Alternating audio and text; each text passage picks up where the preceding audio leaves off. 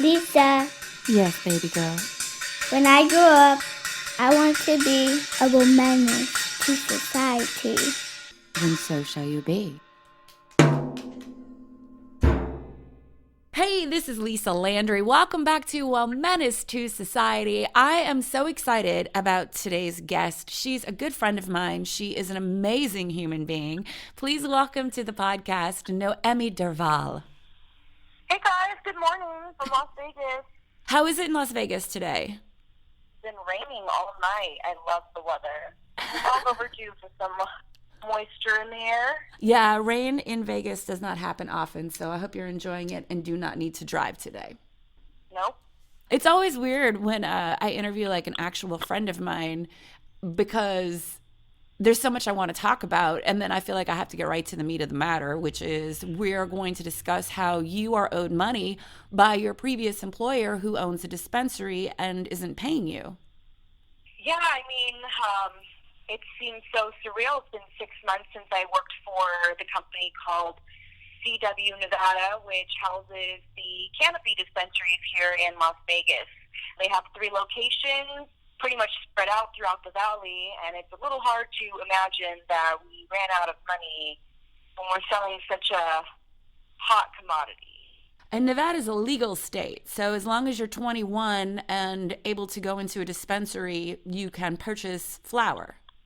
Yeah, flour, edibles, concentrates, you name it. So this guy had 3 different locations and a busy business, and you were managing one of the dispensaries? Is that what you were doing, or is that a different dispensary you were managing and I'm just misremembering? I was hired back in 2017, November of 2017, as an assistant manager. Rode the wave for about a year before my general manager left the scene. We had started having issues in 2018 with payment of our payroll being a little bit late, whether it was a day or a weekend, and finally enough was enough. So she left, and we had a few months go by without like an active general manager. That just meant more things added to my plate than I had anticipated. And I was ready for the challenge. So earlier this year, they offered me a promotion to regionally manage all 3 of the dispensaries and kind of bring consistency to all of them, making sure that we had educational going on for guests and employees alike, making sure we had fun activities going on that can promote new brands and products, things of that nature. Okay. I was a little hesitant to accept the position because we were starting to feel the ripple effect of negative decisions. Of all of his negative decisions? Yeah, when you throw a rock into a pond and it ripples, and it takes time for those ripples to make it all the way to the edge of the pond, kind of that same situation where whatever he did last year slowly but surely was starting to affect us this year. And by the end of my employment on Memorial Day, my last paycheck was over 21 days late, and then I was never paid again. How can he do that? Doesn't he have to pay you? Have you called an attorney or gone to the state? The day after I resigned, I went to the labor commissioner and I filed with them about wages that are owed to me. And they wrote to the company asking for payment of the employees. I'm one of, I would say, 150 people who have yet to be paid. 150? Oh my gosh. Yeah, so between 3 dispensaries, a corporate office, the farm, and the production facility, we probably had about 200 people. And security. We had our own security staff as well. And security never even had the luxury of having insurance. Wow. Earlier this year, we also had insurance lapse. So every paycheck, I'm paying into an insurance that doesn't even exist.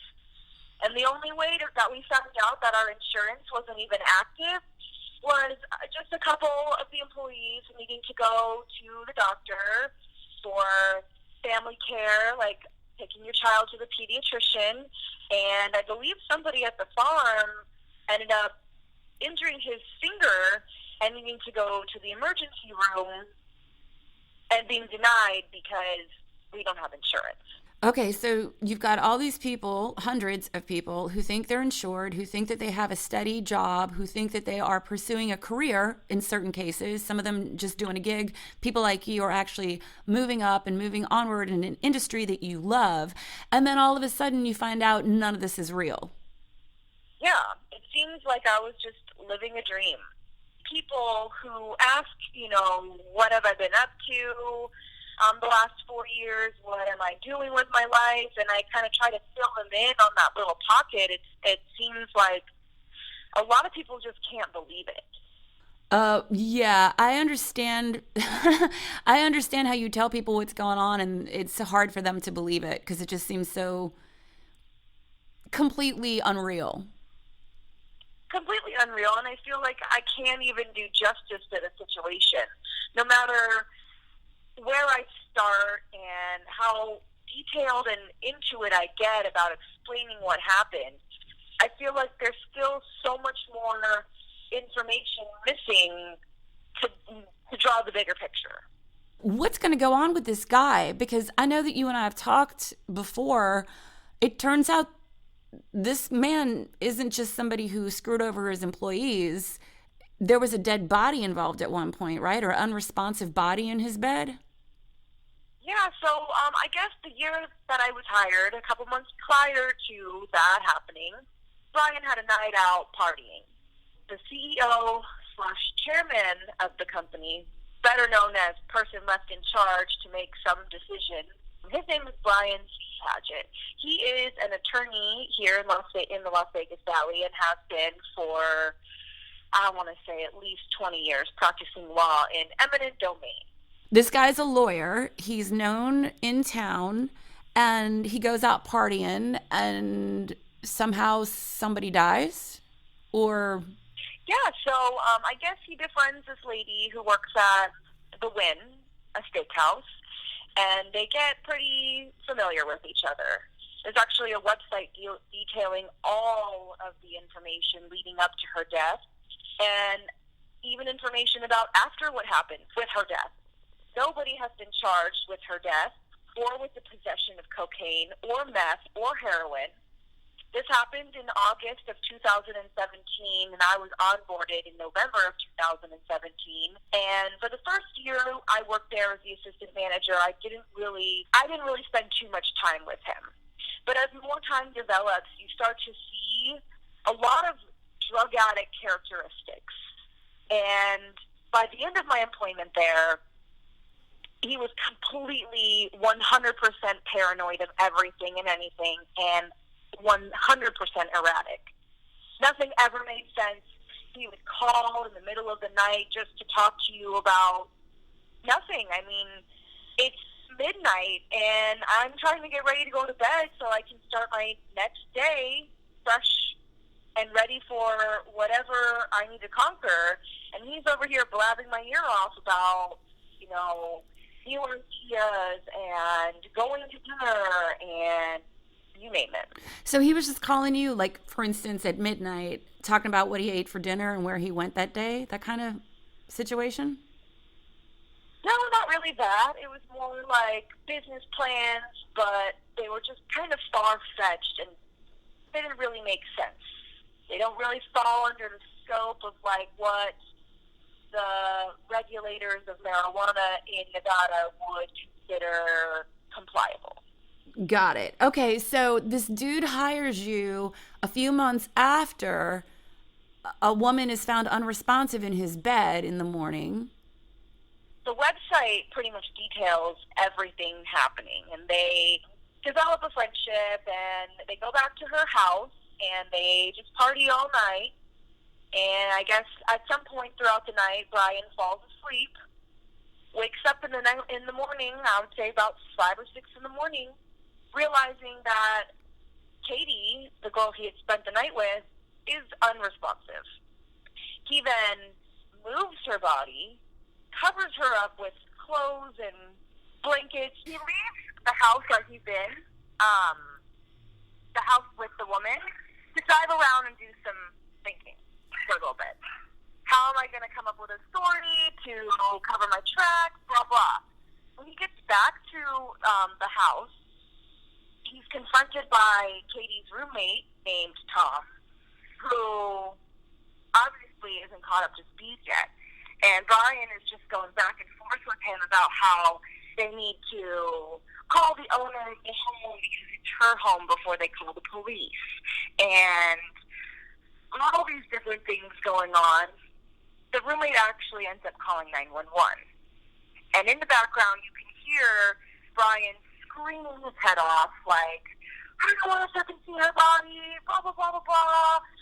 We need to call Gigi, who is the owner of the home. She'll know what to do. Instead of directly just calling the cops. I mean, it's an accidental overdose. Wait right? a minute. So he wants to call the person who has the building instead of calling the cops or an ambulance. This woman is unresponsive, like, so instead of calling an ambulance. Okay. Yeah. So finally, the cops end up showing up because Tom's been on the phone with 911, and it's recording the entire conversation they're having. And in the background of that specific phone call to 911, you can hear Brian say, what does this mean to you? Like, I can give you $100,000 cash. Wait a minute. Her bribing the guy, her roommate, to keep shut about the situation. Wait a minute. So this is an actual recorded message on a 911 call, and this is online. People can actually go and see this happen for themselves. The website is briancpaget.net.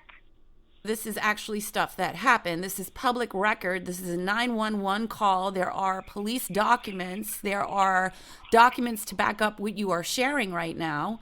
And that's all out there. So this guy is trying to bribe someone while the dude is on the phone with a 911 dispatcher.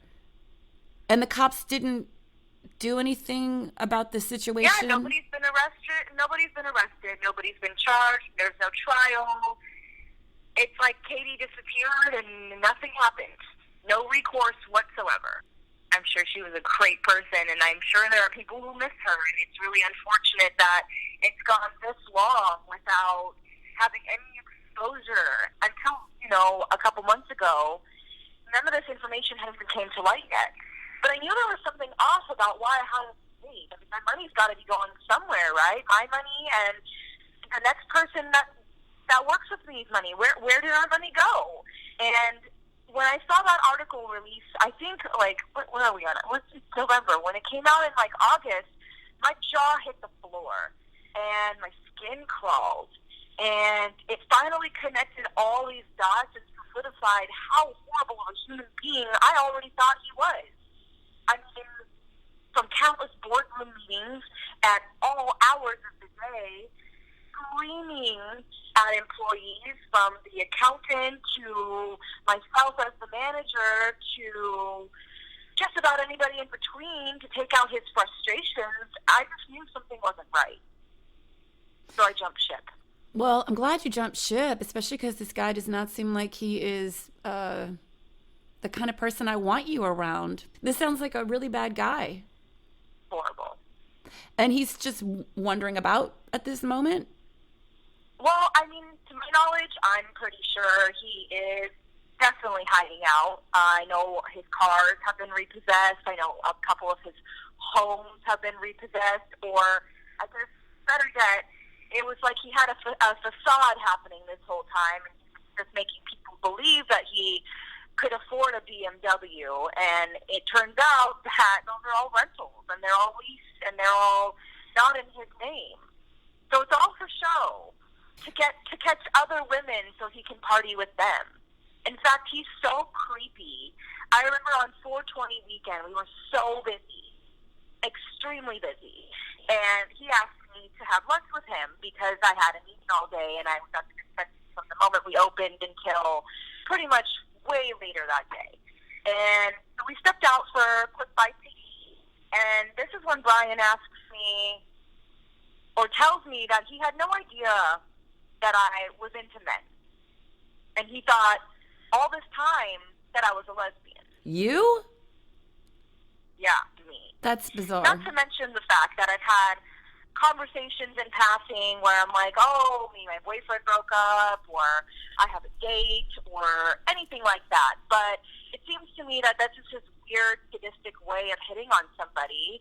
And I just think that he didn't appreciate that I never took him up on his offer for dinners and business meetings that were one-on-one. Oh, so of course you're a lesbian. Oh, I'm a lesbian. Okay. I come to work in a hoodie and jeans and no makeup on, but I can do all of the things that need to be done. But I'm a lesbian because I didn't take the time to put on a pencil skirt and heels and show a little bit of skin and give him the attention that he wants. Sorry, Brian, but I'm not going to stroke your ego. Ugh, that's crazy sauce. So many people out there like that. You know, so many guys. So what are you doing now for work? Oh, well, right now I'm just taking it easy. I mean, I dedicated so much of my time to a job, a career that I really loved, only for it to just bite me in the ass. So Vegas is such an amazing town to find jobs where you can pick up shifts and serve tables, and that's what I'm doing now. I work at 2 bars locally. One's on the Strip and one is on the outskirts, but it's given me a lot more freedom and financial relief than the dispensary who just patted me on the back and told me, hey, we're going to get you tomorrow. Your money's coming tomorrow. We got to pay the dispensary employees today, though, because they're the ones dealing with the customers, and they're disgruntled telling the customers they haven't been paid yet. Well, you know, it really sucks to be a manager of all the things and a leader of all these people who are disgruntled, and you really have no wiggle room to even help anybody because you can't even help yourself. When your bank account says $0 and you put in so much work into something, knowing you're supposed to be paid, should have already been paid, there's back pay, I'm sure, involved, it's really disheartening. So now I just clock in and clock out. Well, I'm glad you're in a happier place as far as less responsibility and cash coming in. That's cool. But I'm so sorry for what you've been going through. I just feel like the justice system, again, is failing the people. I didn't deserve to be in a situation where, 2 years from the date of being hired, I'm not getting paid and I'm getting emotionally and mentally abused, and I'm just supposed to take it. Like, first of all, you're not my father, and secondly, he would never talk to me like that. So it just is just like, where do you draw the line of like acceptability, and where, and for me, it was Memorial Day weekend. This guy was upset that I didn't attend one of his late night boardroom meetings. It was like 8:00 p.m. I'm getting a text message from his secretary, oh, please be in attendance. And I'm just like, no, I've been at work since 6 in the morning, putting out fires, dealing with more disgruntled employees and ex-employees wanting to get paid. And I'm like, I put my foot down and I said no. So then he suspended me without pay, which is great because you already haven't been paying me, so cool. And then I just was like, you know what, enough of this shit. It's like a bad relationship. Fucking cut that shit off so quick. Bye. I don't even know what to say. I think you're one of the sweetest people I've ever met, and I know that you're a very courageous, honest person. Very courageous. And I'm sorry that you have to deal with this. It does seem like the corruption is just I don't know, like, have we hit the rock bottom yet of how completely corrupt everything seems to be in certain places? Definitely makes you scratch your brain. Yeah, like, this guy's not paying his employees. This guy has a dead woman in his bed, or unresponsive, who maybe could have been saved if paramedics had been called. I don't know. But when the cops get there, there's all these illicit drugs that are completely illegal, and nothing comes of that. And then... No, and he openly admits that he parties and uses cocaine on a regular basis, which is a Schedule 1 drug. It seems like if you have enough money, you can just do whatever you want. If you know the right people and you're making money for the right people, you can do whatever you want. You can traffic children, you can molest kids, you can rape kids, you can do cocaine. Somebody overdose in your home and you can try to bribe somebody over the phone and it doesn't matter. I just don't understand how we've gotten to this place in our society where children are disposable, women are disposable, people who don't have money are disposable. And yet, how do we think it's going to change if all this just keeps continuing? It's just going to keep getting worse. I mean, I'm not really sure how it can change, but I mean, in the duration of the time that I worked for Canopy, I received an eviction notice on my door because I was late to pay them because they hadn't paid me. And there is no situation or circumstance where you can tell your landlord, I'm so sorry, I couldn't pay you, my boss didn't pay me, and they're just going to be okay with that. And, I woke up one day and was like, I can't afford to be evicted from my home. I can't live out of my car. I have 2 jobs I have to take care of. I mean, I'm a 28-year-old woman.